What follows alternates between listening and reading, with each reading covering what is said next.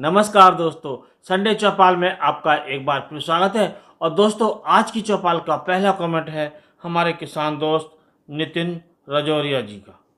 Sir, मेरा गन्ना अभी जुलाई में लगा है, 35 दिन का हो गया है, क्या फर्टिलाइज़र देना चाहिए? मैं एमपी मध्य प्रदेश से हूँ। तो आपने जो गन्ना जुलाई में बोया है और वो 35 दिन का हो गया है, तो इस समय आप उसमें यूरिया का प्रयोग कर सकते हैं, चाहे बरसात हुई है तब भी। और यदि बरसात नहीं हुई है तो आप सिंचाई के समय यूरिया का प्रयोग कर सकते हैं। और यदि आपने इसमें सल्फर का प्रयोग बुवाई के समय नहीं किया है, तब आप सल्फर भी इसमें मिक्स करके प्रयोग कर सकते हैं। अगला कमेंट हम ले रहे हैं, वो है हमारे किसान दोस्त राजेश सिंह। 05234 के साथ सागरिका को मिलाकर स्प्रे कर सकते हैं। तो हाँ दोस्तों, आप बिल्कुल कर सकते हैं। अगला कमेंट हम ले रहे हैं, वो है हमारे किसान दोस्त मोहित त्यागी जी का। सर, खेत में बोरान की कमी है, क्या हम कैल्शियम नाइट्रेट व पोटाश के साथ डाल सकते हैं? साथ में फंगिसाइड भी कृपया बताएं। बोरान की कमी है और आप कैल्शियम और पोटाश की बात कर रहे हैं, तो आप कैल्शियम नाइट्रेट के साथ बोरोन का प्रयोग कर सकते हैं। और कैल्शियम नाइट्रेट के साथ जो बोरोन का प्रयोग होता है, ये बहुत अच्छा होता है, सबसे अच्छा इन दोनों का साथ है, आप इनका प्रयोग कर सकते हैं। यदि पोटाश की कमी है तो आप पोटाश का प्रयोग कर सकते हैं। अगला कमेंट है हमारे किसान दोस्त नरेंद्र धानिया जी। गन्ने की फसल में चूना डाल सकते हैं, चूना भुजा हुआ डालें, बिना भुजा हुआ, और कितना? तो दोस्तों, आप गन्ने की फसल में इस समय भी चूने का प्रयोग कर सकते हैं और आपको मात्रा लेनी है लगभग 50 किलोग्राम। यदि आपको पता नहीं है, आपने मिट्टी की जांच नहीं कराई है कि आपकी ज़मीन अम्लीय है या क्षारीय है, तो आपको इतनी मात्रा में प्रयोग करना चाहिए। और यदि आपकी भूमि अम्लीय है तो आप ज़्यादा मात्रा में भी प्रयोग कर सकते हैं। इसकी विस्तृत जानकारी के लिए जो हमारा चूने संबंधित वीडियो है उसे आप देख सकते हैं। अगला कमेंट है हमारे किसान दोस्त टॉप 10 जी का। सर, क्या जिब्रेलिक एसिड के साथ में मल्टीप्लेक्स क्रांति मिला सकते हैं? मुझे बढ़वार के लिए इसका प्रयोग करना है।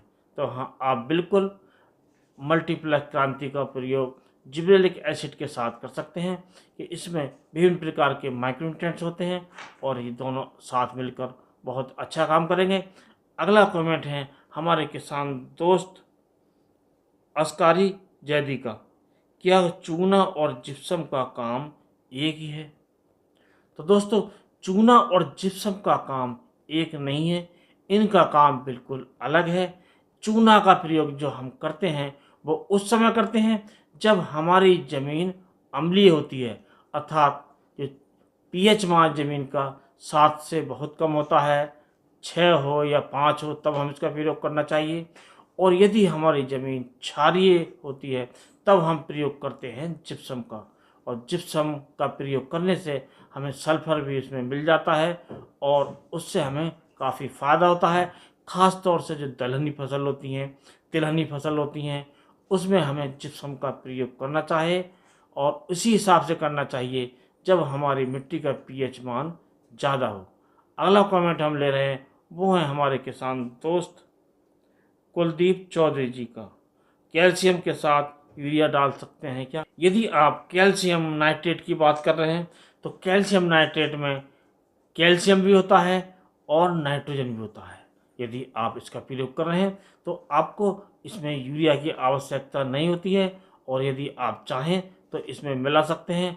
अगला कमेंट लेने से पहले आपसे अनुरोध करेंगे, यदि आप चैनल पर नए हैं तो चैनल को कर लिए सब्सक्राइब और वीडियो को लाइक करके दोस्तों में शेयर कीजिए। और जल्दी वीडियो पाने के लिए जो बेल आइकन का बटन है उसे प्रेस कर लीजिएगा।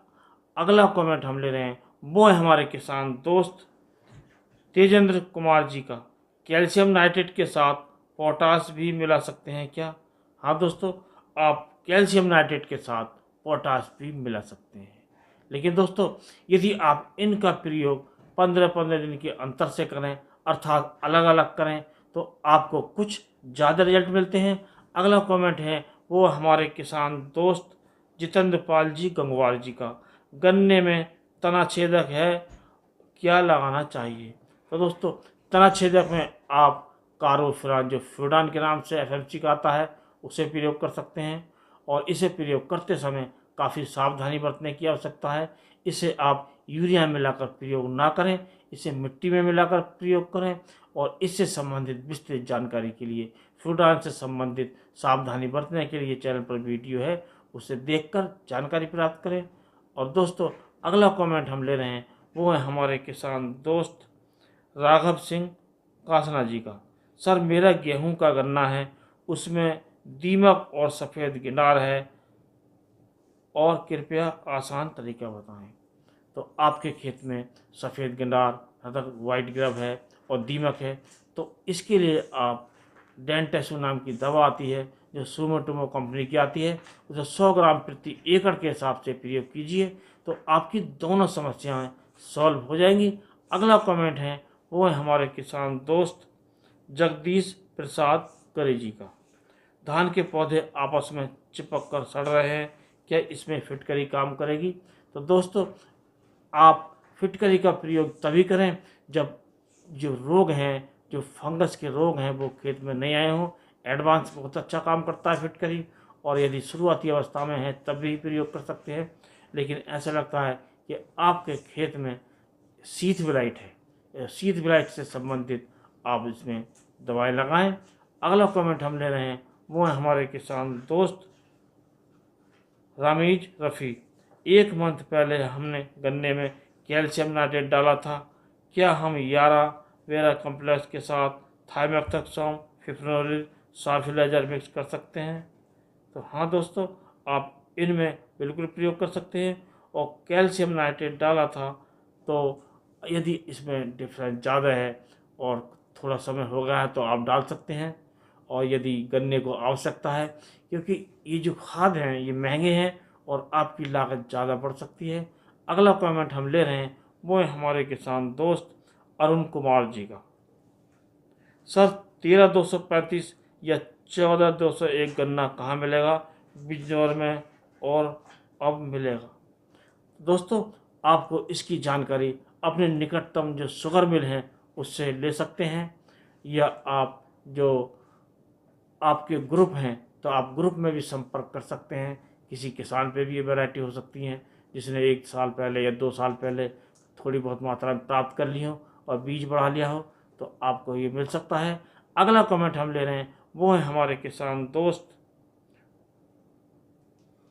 कसवरना 1103 गन्ने की नई वैरायटी कैसी है, इसमें कोई रोग तो नहीं है सर।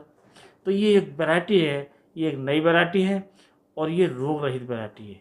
और दोस्तों गन्ने की वैरायटी का तभी पता लगता है ये 2-3 साल तक लगाई जाए खेत में, तभी बात निकल कर आती है कि ये कैसी वैरायटी है, कितनी रोग रोधक है और इसकी क्या पैदावार है। तो आप थोड़ी थोड़ी मात्रा में सभी जो वैरायटी आपको मिल पाए नहीं उन्हें लगा कर देखिए, और जो ज़्यादा सफल हो उसे अपने क्षेत्र में बढ़ाकर इसका प्रयोग कीजिए। अगला कमेंट हम ले रहे हैं वो है हमारे किसान दोस्त शेखुपुरा राजपूत।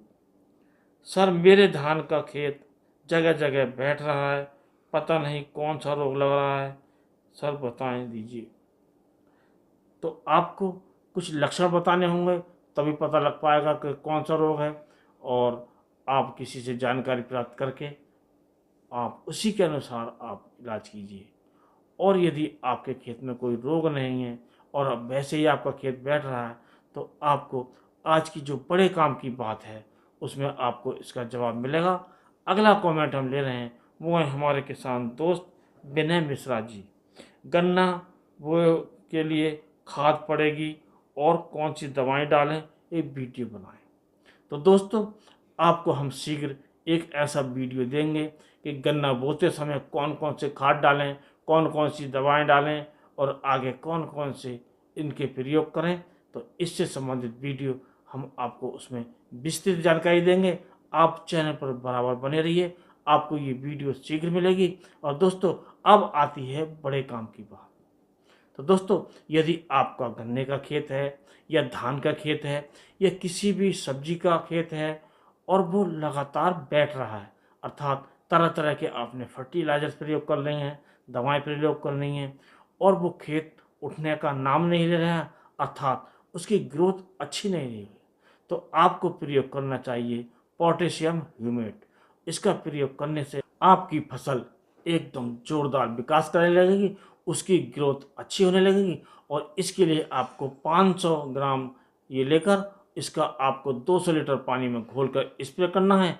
और यदि आप सॉइल में नीचे जड़ों में डालना चाहते हैं तो आपको 1 किलोग्राम प्रति एकड़ के हिसाब से इसे लेना है और इसका प्रयोग करना है। इसके बहुत ही शानदार रिजल्ट मिलेंगे, क्योंकि दोस्तों इसमें ह्यूमिक एसिड होता है, फॉल्मिक एसिड होता है और इसमें पोटेशियम होता है। इसके बहुत ही शानदार रिजल्ट मिलते हैं। जो फसल नहीं उठ रही है, बैठी जा रही है, अच्छे से विकास नहीं कर रही है, इसके प्रयोग करने से वो एकदम विकास करने लगेगी और उसके अच्छे रिजल्ट मिलेंगे। तो दोस्तों आज के वीडियो में बस इतना ही। अगले वीडियो में किसी नए टॉपिक के साथ फिर मिलते हैं। तब तक के लिए नमस्कार।